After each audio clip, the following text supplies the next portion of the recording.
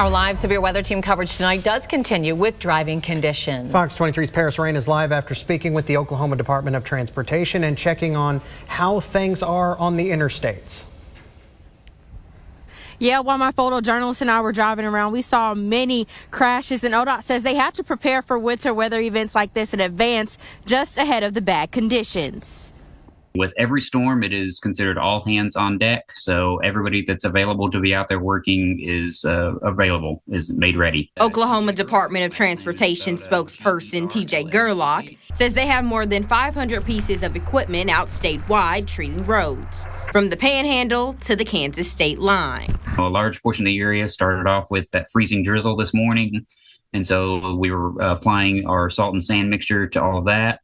And once the snow started falling, we transitioned to dropping the plows and trying to get some of that off the roadway. Gerlach says crews got on the road at midnight. Different areas are seeing different effects. We might be able to move some trucks around from, maybe a less impacted area to a more impacted area. So, we're fluid and we're always monitoring those conditions and moving resources around as best as possible. While driving through green country, we saw multiple wrecks, like this one on I-44 involving semi-trucks. Number one thing is make sure you're being safe out there. So we do want to encourage everybody to slow down and drive for those conditions that they're seeing.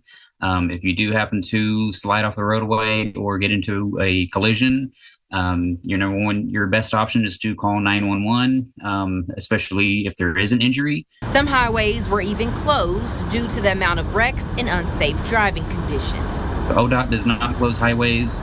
We typically try to leave that for our law enforcement partners to make that call. But we do work hand in hand with them whenever they do have to close a roadway for weather concerns.